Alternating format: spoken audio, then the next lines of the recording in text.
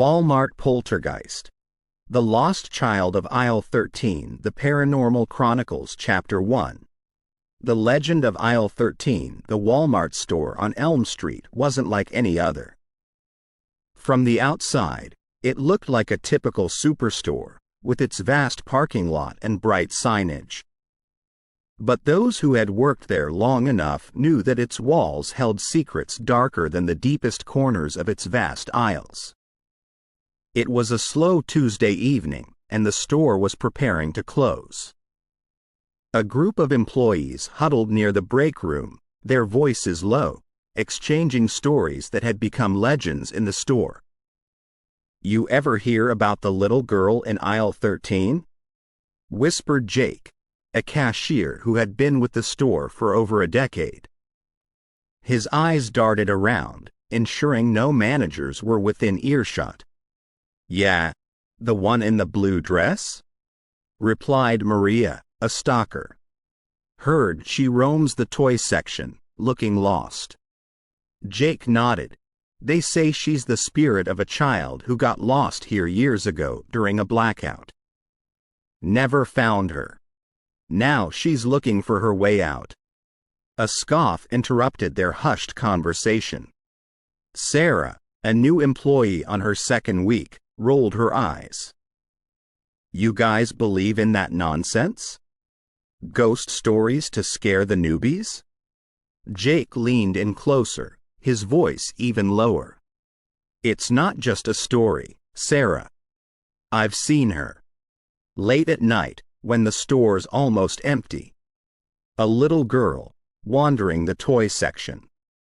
And when you approach her, she vanishes." Sarah chuckled.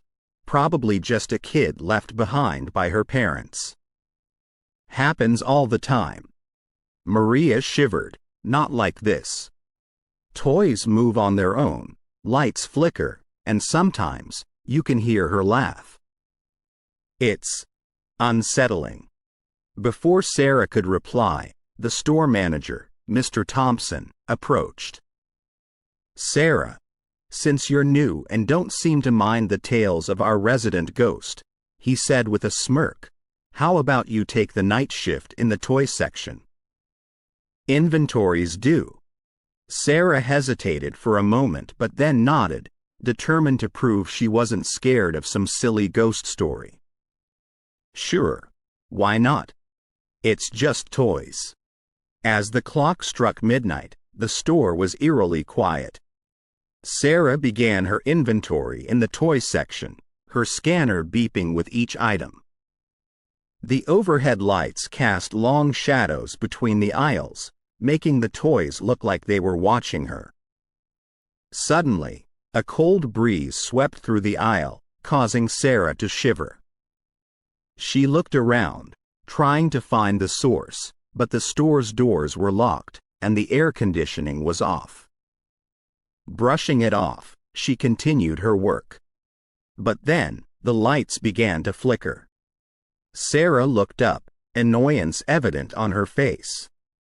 "Great, just what I needed," she muttered. As she moved to aisle 13, she noticed something odd. A row of dolls had been arranged in a circle, as if they were having a meeting. Sarah frowned. "Kids," she muttered, rearranging them. But as she turned her back, she heard a soft giggle. Whirling around, her eyes widened in shock. The dolls were back in their circle, and in the center stood a toy bear, its head slowly turning to face her. Sarah's heart raced. She tried to convince herself it was a prank by one of the employees. But then, she saw her. A little girl in a blue dress, standing at the end of the aisle, her eyes hollow, staring right at Sarah. Frozen in place, Sarah watched as the girl slowly began to approach her. The lights flickered more violently now, casting the toy section in a dance of shadows. The girl's voice echoed, "Have you seen my mommy?" Sarah's courage finally broke. Dropping her scanner, she sprinted towards the exit, the girl's voice echoing behind her. As she reached the break room, she slammed the door shut, panting heavily. Jake and Maria, who were on their break, looked up in alarm. "What happened?" Jake asked. Sarah, her face pale, whispered, "I saw her. The girl from aisle 13. The room was filled with a heavy silence, broken only by the distant sound of a child's laughter echoing through the store. Chapter 2. The first encounter. The morning sun streamed through the glass doors of the Walmart, casting a warm glow over the store. Sarah, having barely slept the previous night, was on her morning shift, trying to shake off the eerie memories of her encounter. She had convinced herself that it was just her imagination playing tricks on her. As she was restocking a shelf, a distressed customer approached her. It was Mrs. Henderson, a regular who often shopped with her grandchildren. "Excuse me, dear," she began, her voice shaky. "I think there's a lost child in the toy section." A little girl in a blue dress. She looked so scared. Sarah's heart skipped a beat. Did she say anything to you?" she asked hesitantly. Mrs. Henderson shook her head. "No, she just stood there, looking lost. When I tried to approach her, she vanished. I thought my eyes were playing tricks on me." Sarah's mind raced. She needed to see for herself. Excusing herself, she made her way to the toy section. As she walked down aisle 13, a cold breeze greeted her, just like the previous night. And then, she saw it. Toys, defying gravity, floating in midair, circling as if caught in an invisible whirlwind. She reached out to touch one, and as her fingers brushed against a floating toy car, it dropped to the ground, the rest following suit. The aisle was silent once more, but the atmosphere was thick with tension. Determined to find proof, Sarah rushed to the security room. The room was dimly lit, with multiple screens showing live CCTV footage. She rewound the footage to a few minutes ago, focusing on the toy section. There she was, the little girl in the blue dress, standing still amidst the floating toys. But as Sarah watched, the screen began to fill with static, making the girl's figure distorted. Having trouble with the feed? The voice made Sarah jump. It was Mr. Thompson, the store manager. He looked at the screen, then at Sarah, his expression unreadable. "These old cameras always glitch. We've been meaning to replace them." Sarah, gathering her courage, replied, "It's not just the cameras, Mr. Thompson. I've seen her. And so have other customers. There's something going on in aisle 13. Mr. Thompson sighed, rubbing his temples. "Look, Sarah, I've heard the stories. But this is a store, not a haunted mansion. We can't let rumors and ghost tales affect our business." Sarah, feeling frustrated, shot back, "This isn't just a rumor. I've experienced it. We need to find out what's happening." Mr. Thompson looked at her for a moment, then said, "Do your job, Sarah. Leave the ghost hunting to the movies." With that, he left the room, leaving Sarah feeling more determined than ever. That evening, after her shift, Sarah decided to investigate further. She began by researching the history of the store. Hours of digging led her to an old newspaper article about a blackout at the Walmart store years ago. The article mentioned a missing child, but there were no follow-up reports. Armed with this information, Sarah decided to speak to the oldest employees of the store. If anyone knew more about the little girl, it would be them. She made a list: Jake, Maria, and a few others who had been with the store for over a decade. Late into the night, Sarah sat in the break room with Jake and Maria, sharing her findings. The trio decided to delve deeper, to uncover the mystery of the lost child of aisle 13. They knew it wouldn't be easy, especially with management dismissing their claims. But they were determined to find answers, not just for themselves, but for the little girl who seemed trapped in an endless loop of searching. As the clock struck midnight, the store once again plunged into an eerie silence, broken only by the distant sound of a child's voice, whispering, "Where's my mommy?" Chapter 3. The disappearing stock. The next morning, the store was abuzz with whispers and hushed conversations. Employees arrived to find entire shelves in the toy section empty. Expensive electronic toys, limited edition dolls, and even simple board games, all gone without a trace. The inventory system showed no sales, and the CCTV footage from the previous night was, once again, filled with static. Mr. Thompson, already under pressure from the higher-ups about the rumors circulating the store, was livid. He called an emergency staff meeting in the break room. "This is unacceptable," he began, his voice echoing in the tense silence. "We're talking about thousands of dollars worth of merchandise. If this is some prank or an inside job, I assure you, the culprits will be dealt with severely." Sarah, standing at the back with Jake and Maria, exchanged worried glances. The three had spent the night researching but had come up empty-handed. The missing stock added another layer to the mystery. As the meeting continued, with Mr. Thompson discussing increased security measures and potential inventory checks, Sarah's attention was drawn to a faint sound. It was distant, almost imperceptible amidst the noise of the meeting, the soft, innocent laughter of a child. Following the sound, Sarah quietly slipped out of the meeting and made her way to the storage room. The laughter grew louder, echoing off the cold concrete walls. The room was filled with rows of shelves stacked with unopened boxes of stock. And there, in the far corner, was a pile of toys, the missing stock.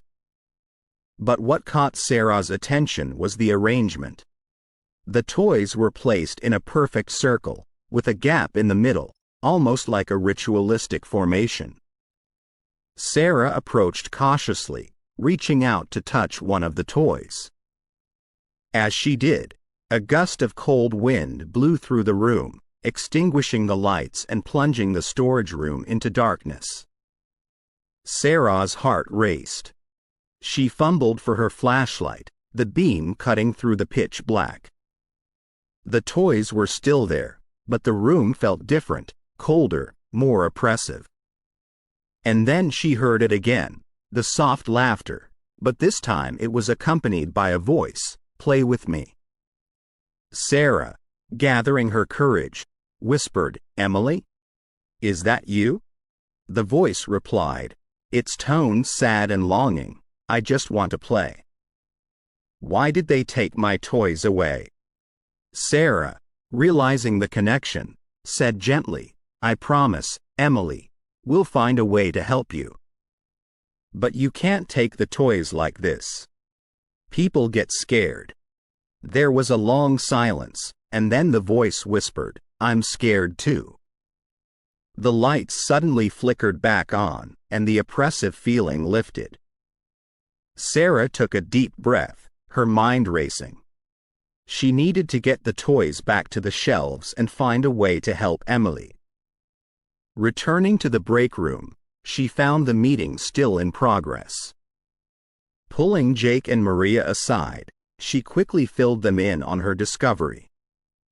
The trio decided to return the toys to the shelves after the store closed, hoping to avoid any further issues with management. That night, as the clock struck midnight, Sarah, Jake, and Maria worked diligently, restocking the shelves in the toy section. As they placed the last toy, they noticed the temperature drop. A cold breeze, now familiar to Sarah, swept through aisle 13. The trio stood in a circle, holding hands, and Sarah whispered, "Emily, we're here to help. Please, show yourself." The lights dimmed, and there, at the end of the aisle, stood the little girl in the blue dress, her eyes filled with tears. "Thank you," she whispered before fading away, leaving behind a trail of cold air and the faint scent of roses. The store's mystery deepened, but Sarah, Jake, and Maria were more determined than ever to uncover the truth and help the lost child of aisle 13 find her way home. Chapter 4. The old employee. The next day, as Sarah was sifting through old inventory records, she stumbled upon a name that seemed out of place. Not the current Mr. Thompson, the store manager, but another, older Mr. Thompson, listed as a former employee from decades ago. Curious, Sarah decided to reach out, hoping he might have some insights into the store's mysterious past. After a bit of digging, she found an address and decided to pay a visit. The house was an old Victorian, its paint chipped and garden overgrown, but there was a certain charm to it. Sarah knocked, and after a few moments, the door creaked open to reveal an elderly man with silver hair and a kind face. "Can I help you?" he asked, his voice raspy with age. "Mr. Thompson?" Sarah began, introducing herself. "I work at the Walmart on Elm Street. I was hoping you could tell me about your time there." A shadow passed over the old man's face. "Ah, that store. It's been years, but some memories never fade."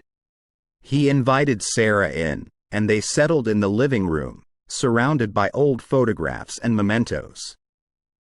Mr. Thompson took a deep breath. It was a different time back then. "The store was smaller, and we were like a family. But there was one night, a night I'll never forget." He paused, collecting his thoughts. "There was a massive storm, and the power went out. The store was plunged into darkness. In the chaos, a little girl got separated from her mother. We searched everywhere, but she was nowhere to be found." Sarah listened intently, her heart heavy. "Was her name Emily?" she ventured. The old man nodded. "Yes, Emily. A sweet child. She loved coming to the store, especially the toy section. She had a favorite toy, a blue teddy bear. She'd play with it every time she visited, but her mother never bought it for her." Sarah's mind raced. "Do you know if that teddy bear is still in the store?" Mr. Thompson shrugged. "It's been years, but there was a section in the storage room for old stock. Things that never sold. It might still be there." Thanking him for his time, Sarah headed back to the store, her determination renewed. She made her way to the storage room, searching through dusty boxes and forgotten merchandise. And then, buried under a pile of old toys, she found it, a blue teddy bear, its fur faded but eyes still shiny. Holding the bear, Sarah felt a strange sensation, a mix of warmth and sadness. She decided to place the bear in the toy section, hoping it might bring some comfort to Emily's spirit. That night, as Sarah was finishing her shift, she heard a soft giggle coming from the toy section. Curious, she approached and was met with an astonishing sight. The blue teddy bear was moving on its own, its tiny limbs shuffling as it seemed to dance in a circle. Sarah watched in awe as the bear moved, and then, from the shadows, Emily appeared, her face lit up with joy. She picked up the bear, hugging it tightly, and for a brief moment, Sarah saw a glimpse of the happy, carefree child Emily once was. But as quickly as it began, the moment ended.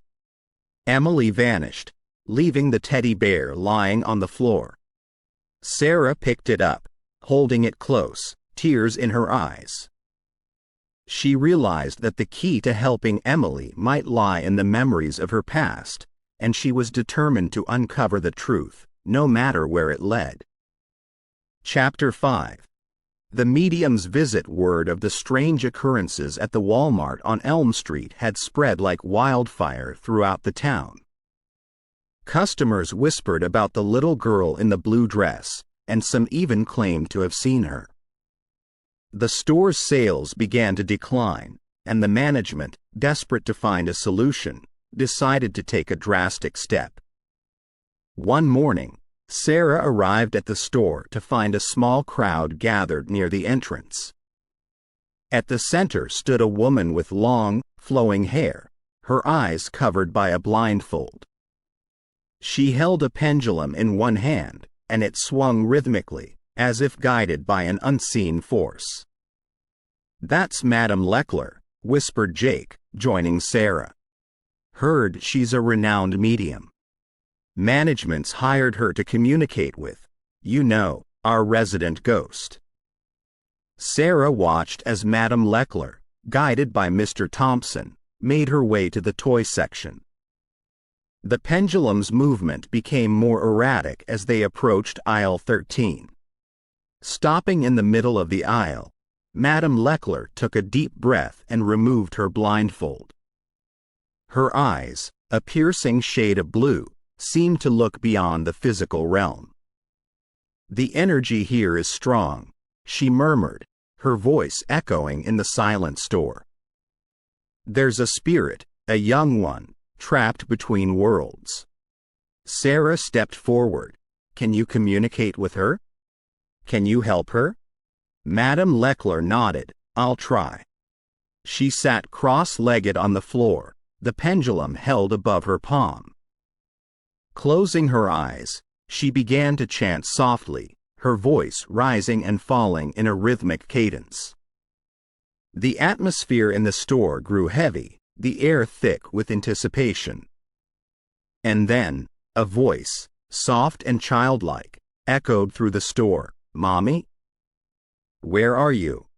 Sarah's heart ached as she recognized Emily's voice. "Emily," she whispered, tears in her eyes. Madame Leckler continued her chant, her voice growing louder. "She's searching for her mother," she said, her eyes still closed. "She's lost and scared. But there's something else, a restlessness, a growing anger." Before anyone could react, the lights in the store began to flicker. The shelves rattled, and toys flew off, scattering across the floor. The temperature dropped rapidly, and a cold wind swept through the store, extinguishing the lights. The store was plunged into darkness, the only sound being the soft whimpering of the employees. Sarah, using her phone's flashlight, made her way to Madame Leckler, who was still seated, her face pale. "We need to help her," Madame Leckler said, her voice shaky. "She's growing more powerful, and if we don't find a way to help her move on, I fear what might happen." Sarah nodded, determination in her eyes. "We'll find a way. We have to." As the emergency lights came on, illuminating the store in a dim glow, Sarah, Jake, Maria, and Madame Leckler formed a united front. They were determined to uncover the truth behind Emily's disappearance and help her spirit find the peace it so desperately sought. Chapter 6. The haunting intensifies. The days following Madame Leckler's visit were marked by an escalation in paranormal activity. Employees arrived each morning to find shopping carts overturned, their contents strewn across the aisles. The store's PA system would spontaneously blare out static-filled announcements, the distorted voice of a child occasionally breaking through, pleading for her mother. Customers, once loyal to the Walmart on Elm Street, began to share harrowing tales. Mrs. Jenkins, an elderly lady who had shopped there for years, claimed she felt a cold hand grasp her shoulder, only to turn around and find no one there. A teenager, Mark, reported that he was pushed so hard by an unseen force that he nearly fell over. Sarah, Jake, and Maria, now deeply involved in the mystery, tried to keep the staff calm, but fear was palpable. One evening, as Sarah was walking past the home goods section, she caught a glimpse of a familiar figure in a decorative mirror. The little girl in the blue dress, her eyes filled with sadness, stared back at her. But when Sarah turned around, the aisle was empty. The store's reputation suffered immensely. Sales plummeted as customers chose to shop elsewhere, their fear of the unknown overshadowing their loyalty. Whispers of the haunted Walmart spread throughout the town, and soon, even neighboring towns had heard of the ghostly child of aisle 13. Mr. Thompson, under immense pressure from both the corporate office and the store's employees, called an emergency management meeting. The room was filled with tense faces, the weight of the store's future pressing down on them. "We can't go on like this," began Mr. Thompson, his usual stern demeanor replaced by one of exhaustion. "The incidents are increasing, and our sales are at an all-time low. We have to consider the possibility of closing the store." A murmur of agreement went around the room. But Sarah, her voice filled with determination, stood up. "We can't just give up. This isn't just about sales or the store's reputation. There's a lost soul here, a child, who needs our help." Mr. Thompson sighed. "I understand your concern, Sarah, but we have to think about the safety of our employees and customers." Sarah, not ready to back down, replied, "What if we find a way to help her? To communicate with her and find out what she wants?" The room was silent, everyone's eyes on Sarah. After what felt like an eternity, Mr. Thompson nodded. "All right, we'll give it a shot.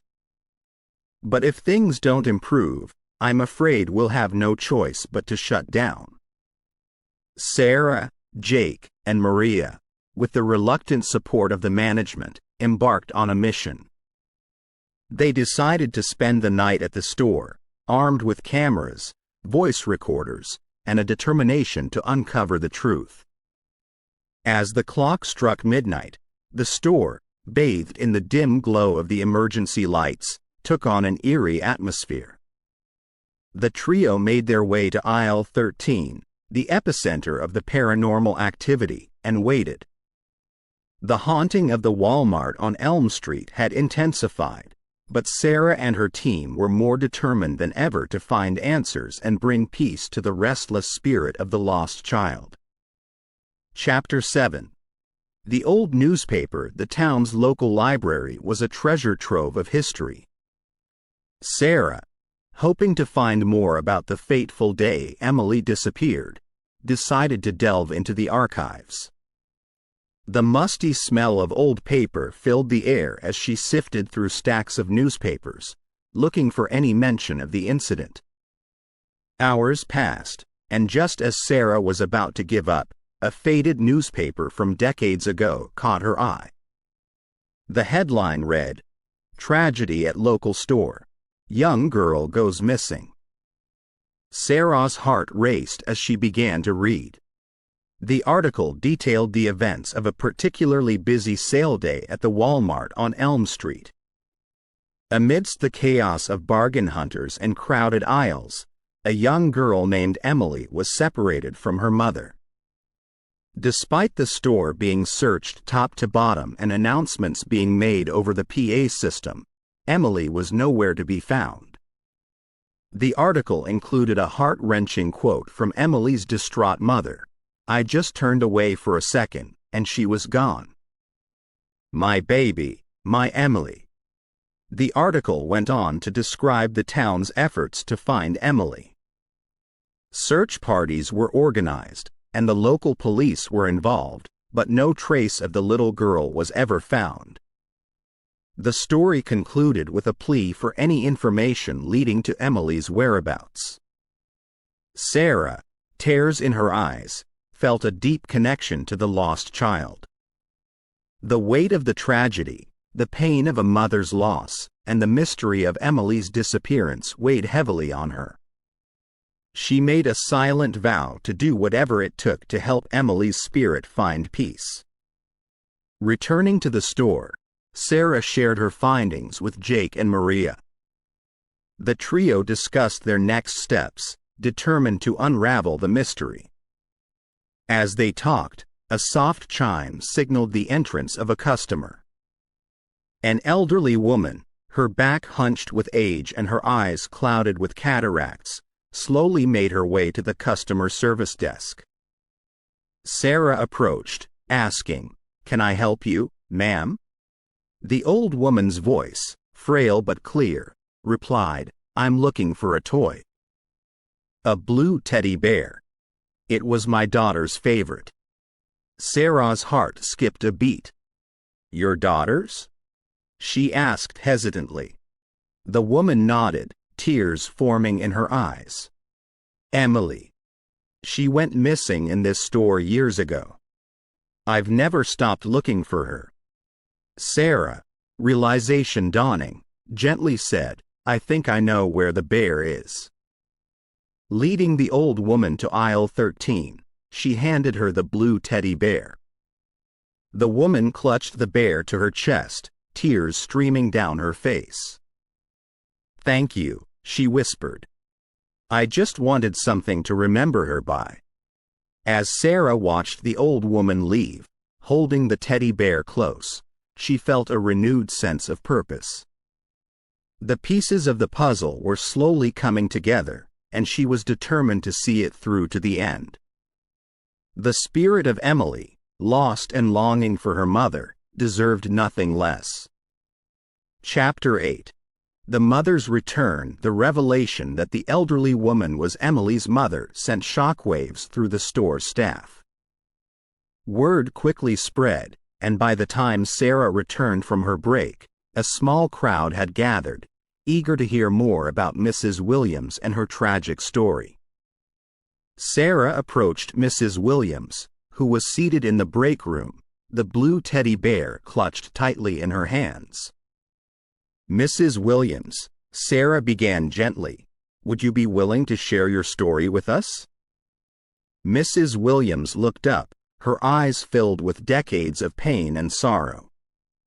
"I've spent my life searching for answers," she began, her voice trembling. "After Emily disappeared, I never gave up hope. I searched every corner of this town, followed every lead, but it was as if she had vanished into thin air." She paused, taking a deep breath. "I felt her presence here, in this store. It's why I kept coming back, year after year.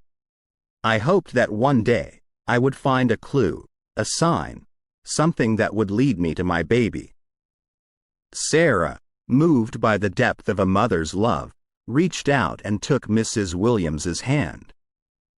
"We want to help," she said. "We've experienced Emily's presence too.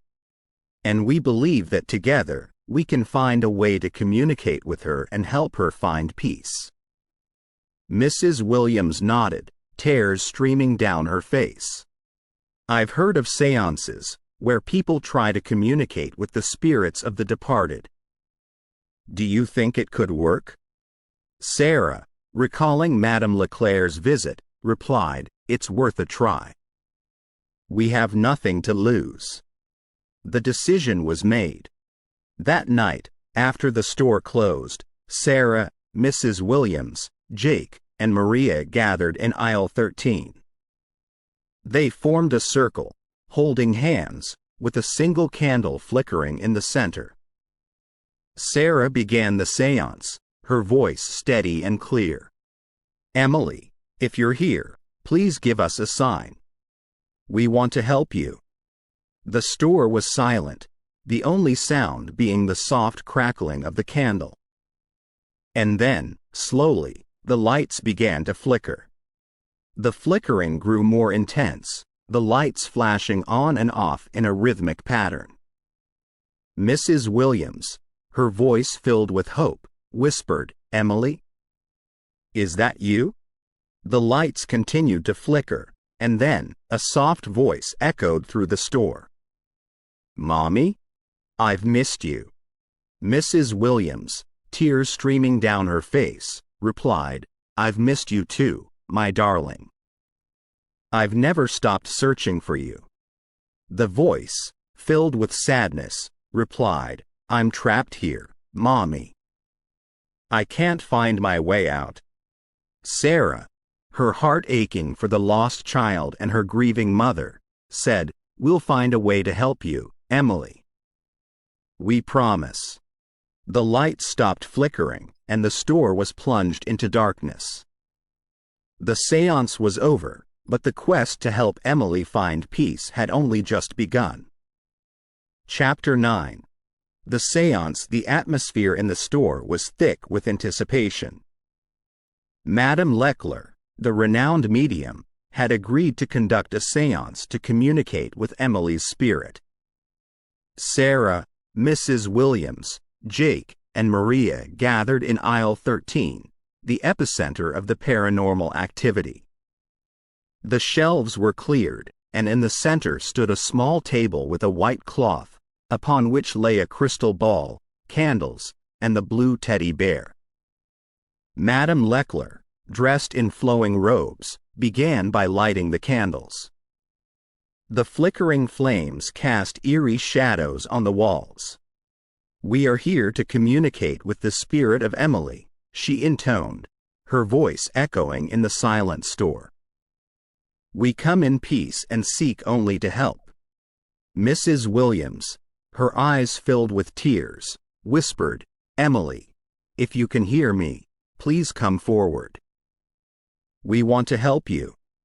The store was silent for a moment, and then a soft voice, filled with fear and sadness, echoed through the aisles. "Mommy? Is that you?"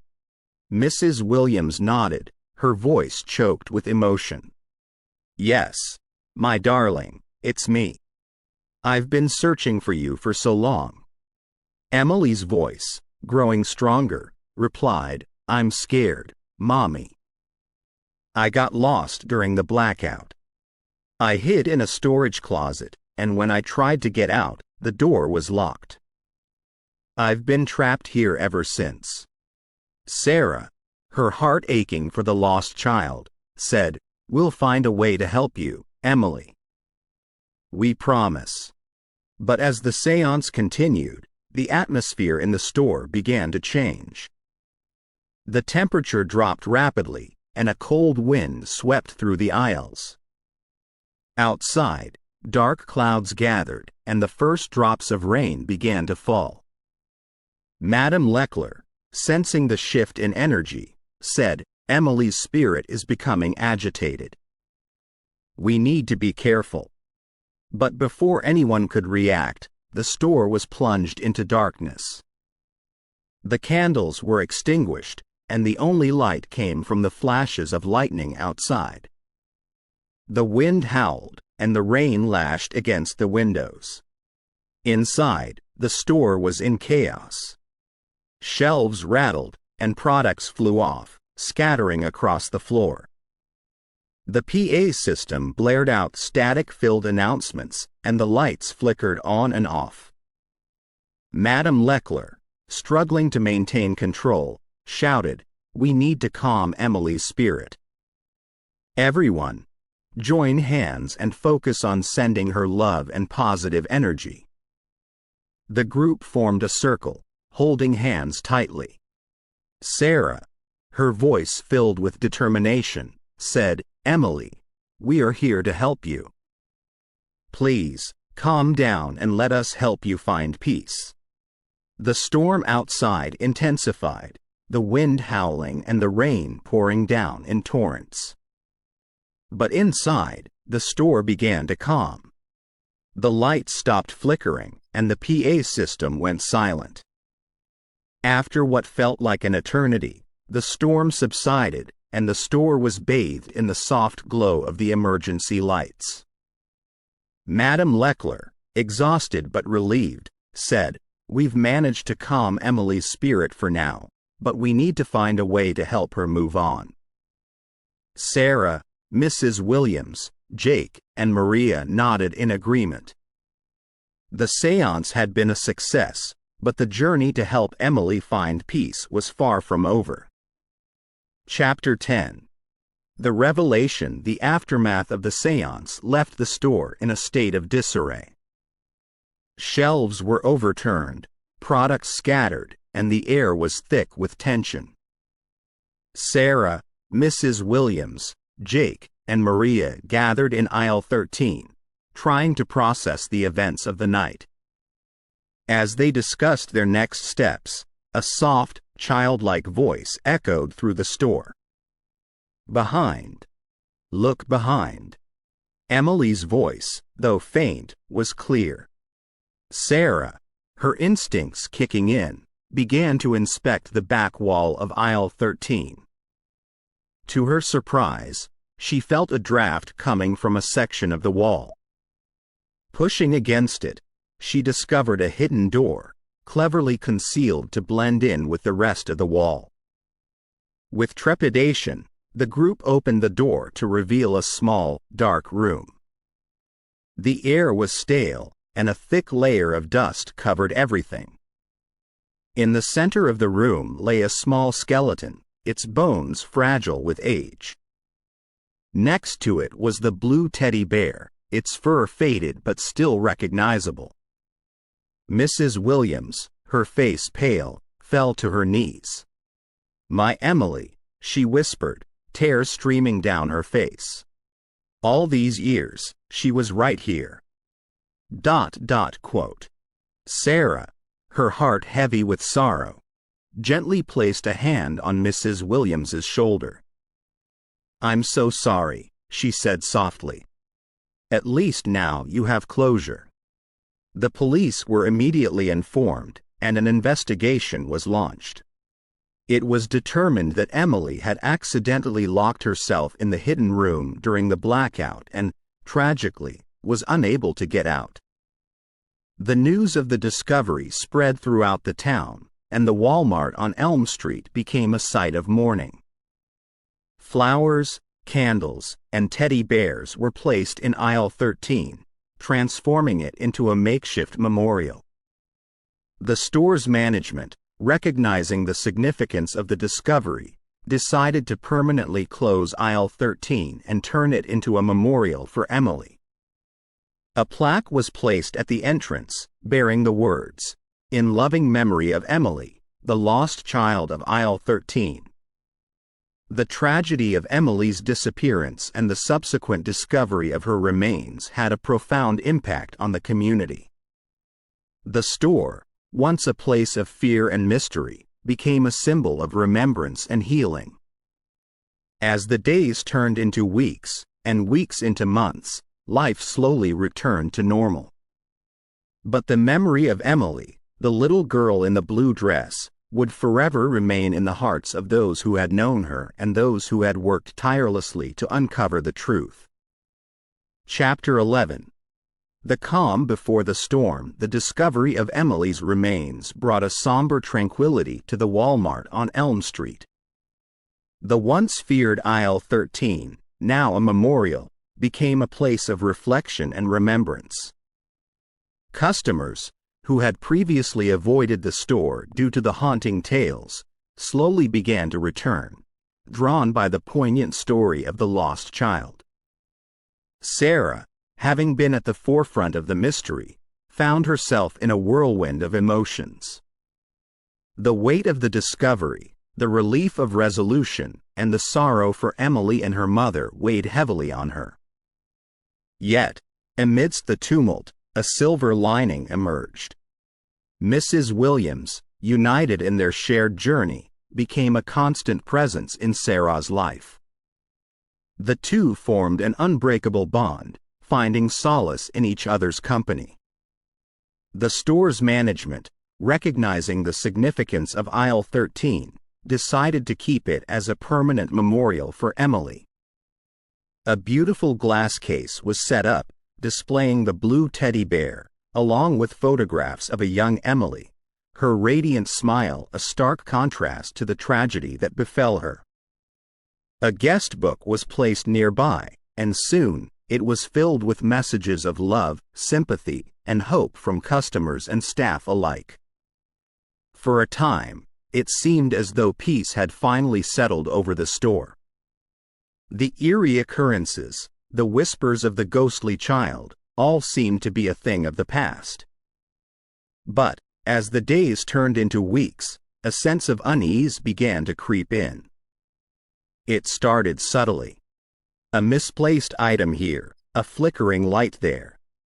But soon, the incidents grew in intensity.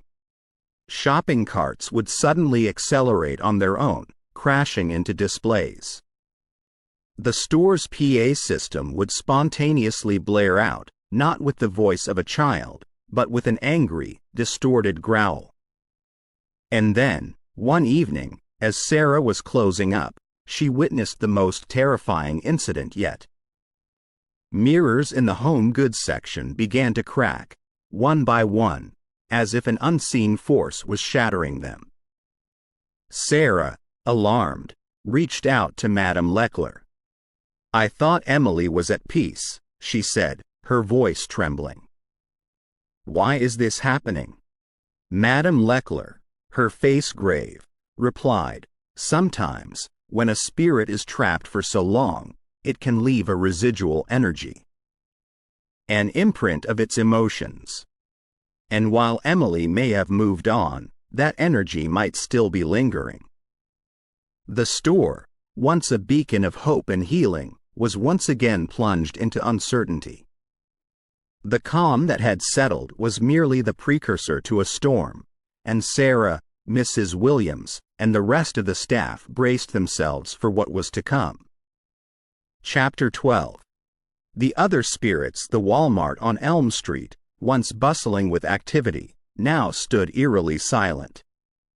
The recent surge in paranormal occurrences had driven away customers, and many employees had requested transfers to other branches. Those who remained did so with a mix of fear and determination, unwilling to abandon the store that had become the center of so much mystery and emotion. Madame Leckler, having been summoned by Sarah, arrived one evening, her face etched with concern. As she walked through the store, her pendulum swung wildly, indicating the presence of strong spiritual energy.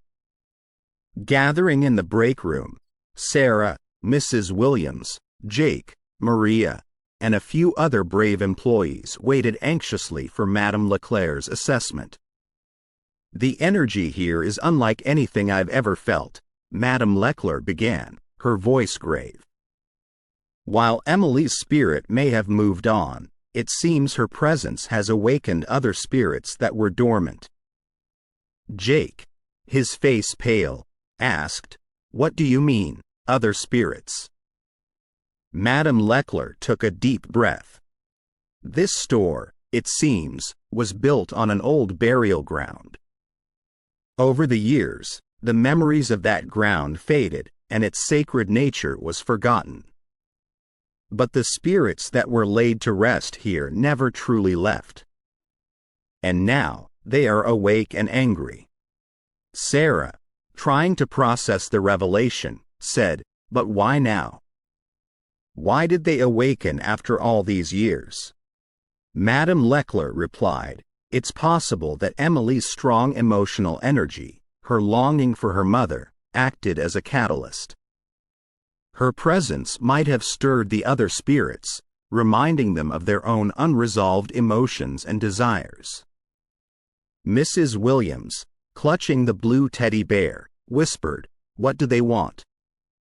Madame Leckler hesitated for a moment before replying, "They want the store gone. They see it as an intrusion, a desecration of their resting place. The room was silent, the weight of the revelation pressing down on everyone. The store, which had been a source of livelihood for so many, was now under threat from forces beyond their understanding. Sarah, ever the fighter, broke the silence. "We can't just give up. This is our store, our livelihood. We need to find a way to appease the spirits and coexist." Mrs. Williams, her voice filled with determination, added, "Emily found peace. We need to help the other spirits find it too." Madame Leckler nodded in agreement. "It won't be easy, but with the right approach, it's possible. We need to acknowledge the history of this land, pay our respects, and find a way to make amends." And so, a plan was formed. The store's management, with the support of the corporate office, decided to dedicate a section of the store as a memorial to the spirits of the burial ground. A beautiful garden was created, with plaques detailing the history of the land and the people who were laid to rest there. Ceremonies were held, with local spiritual leaders offering prayers and blessings. The community came together, united in their desire to heal the wounds of the past and build a bridge to the future. As the days turned into weeks, the paranormal occurrences began to subside. The spirits, it seemed, were finally at peace. The Walmart on Elm Street, once a place of fear and mystery, became a symbol of hope, healing, and the power of community. Chapter 13.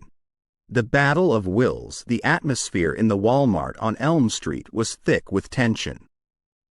The once bustling store had become eerily silent, save for the occasional creak of a shelf or the distant hum of the overhead lights. The spirits, awakened and angered, were making their presence known in increasingly violent ways. As Sarah walked down aisle 7, a can of soup suddenly flew off the shelf, narrowly missing her head. She ducked, heart racing, as more objects began to levitate, swirling in the air before crashing to the ground.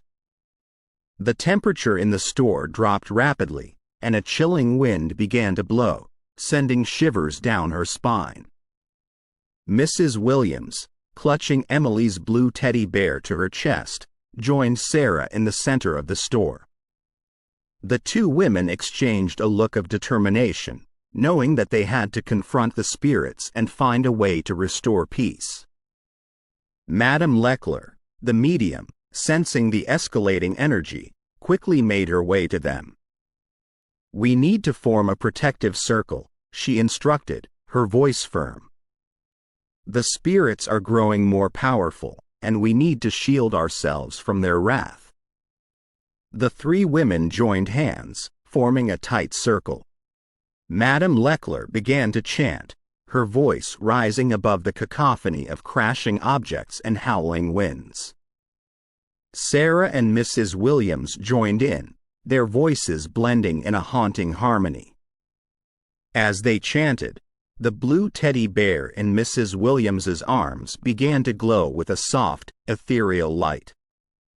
The bear, having been Emily's most cherished possession, served as a conduit, a bridge between the living and the dead. The store around them began to shake, shelves collapsing and products flying in all directions. But within the protective circle, the three women remained untouched, the barrier of energy keeping the chaos at bay. Suddenly, a massive whirlwind formed in the center of the store. It grew in size and intensity, its winds howling with a fury that was almost deafening.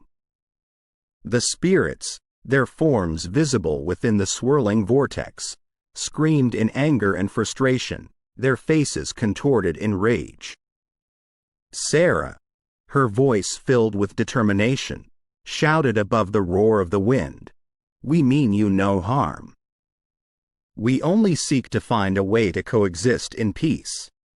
The spirits, hearing her plea, paused for a moment, their forms becoming less agitated. But then, with a renewed fury, they lunged at the protective circle, trying to break through. Mrs. Williams, tears streaming down her face, held the glowing teddy bear aloft. "Emily," she cried, "help us. Show the spirits the way to peace." The teddy bear's glow intensified, casting a brilliant light that illuminated the entire store. Within the whirlwind, the figure of a little girl in a blue dress appeared. It was Emily, her face calm and serene. She reached out, touching the spirits one by one. As she did, their forms began to dissolve, their anger and pain replaced with a sense of peace and acceptance. The whirlwind began to dissipate, its winds dying down until all that remained was a gentle breeze. The store, once a battleground, was now bathed in a soft, golden chapter 14. The sacrifice the Walmart on Elm Street had become a battleground, a place where the living and the dead clashed in a struggle for dominance. The spirits, awakened and angered by the store's presence on their sacred burial ground, were growing more restless by the day. Objects flew off shelves, lights flickered, and an icy chill permeated the air. Sarah, Mrs. Williams, Jake, Maria, and Madame Leckler gathered in the break room, trying to formulate a plan. The weight of the situation was evident on their faces, each one grappling with the reality of what they were facing. Mrs. Williams, her voice trembling, broke the silence. "I can't bear the thought of Emily being alone in the spirit world. If it would bring peace to this place, I'm willing to join her." Sarah, taken aback, replied, "Mrs. Williams, you can't be serious. There has to be another way." Madame Leckler, deep in thought, said, "The spirits are demanding a tribute, a gesture of goodwill to show that we respect and honor them. We need to find a way to appease them." Sarah, recalling an old book she had come across in the library, said, "I remember reading about ancient rituals used to appease restless spirits. Maybe there's something in there that can help us." With a sense of urgency, Sarah retrieved the book from the library. Flipping through its pages, she found a chapter on rituals to appease angry spirits. The ritual required offerings of gifts, as well as promises to honor and remember the dead. The group, realizing the gravity of the situation, decided to perform the ritual. They gathered the necessary items: candles, incense, flowers, and a few personal items to serve as offerings. In the center of the store, they set up an altar, placing the offerings upon it. Madame Leckler, taking the lead, began to recite the incantations from the book. The others joined in, their voices rising in a haunting chorus. As they chanted, the atmosphere in the store began to change. The temperature rose, and a soft, golden light enveloped the room. Mrs. Williams, holding the blue teddy bear close to her heart, stepped forward. "Emily," she whispered, "I promise to always remember you, to honor your memory, and to ensure that this place remains a beacon of hope and healing." The other spirits, sensing the sincerity of the gesture, began to materialize. Shadowy figures, representing the souls of those who had been laid to rest on the burial ground, stood watching, their expressions inscrutable. Sarah, her voice filled with emotion, said, "We promise to honor and remember each and every one of you. This store will serve as a testament to your lives and your legacy." As the ritual reached its climax, the store was enveloped in a blinding light. The intensity of the light grew, forcing everyone to shield their eyes. And then, as suddenly as it had begun, the light faded, leaving the store bathed in a soft, golden glow. The spirits, appeased by the ritual and the promises made, began to fade away, their forms becoming translucent until they disappeared completely. The store, once a place of fear and mystery, was now filled with a sense of peace and tranquility. Mrs. Williams, tears streaming down her face, whispered, "Thank you." She knew that while she would always carry the pain of losing Emily, she had found a way to ensure that her daughter's memory would live on. The group, exhausted but relieved, embraced, knowing that they had faced the unimaginable and emerged victorious. The Walmart on Elm Street, once a battleground, was now a place of hope, healing, and remembrance. Chapter 15. The new beginning. The days following the ritual saw a transformation in the Walmart on Elm Street. The once eerie atmosphere was replaced with a sense of calm and serenity. Customers returned, their fears allayed by the stories of the brave souls who had faced the spirits and emerged victorious. The employees, too, walked the aisles with a renewed sense of purpose, proud of the role they had played in restoring peace to the store. Outside the store, a beautiful memorial garden was built.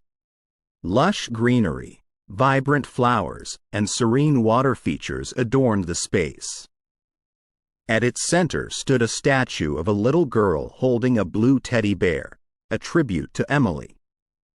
Plaques detailing the history of the burial ground and the spirits who resided there were placed throughout the garden, ensuring that their stories would never be forgotten. Sarah, having experienced the unimaginable, felt a calling to share her story with the world. She began to pen a book, detailing the events that had transpired in the store, the mystery of Emily, and the journey to appease the spirits. The book, titled The Lost Child of Aisle 13, a Paranormal Chronicle, became an instant bestseller, with readers captivated by the tale of courage, love, and the thin veil between the living and the dead. Mrs. Williams, though she had found closure, never truly left the store behind. Every year, on Emily's birthday, she would visit the memorial garden, placing fresh flowers by the statue and spending quiet moments in reflection.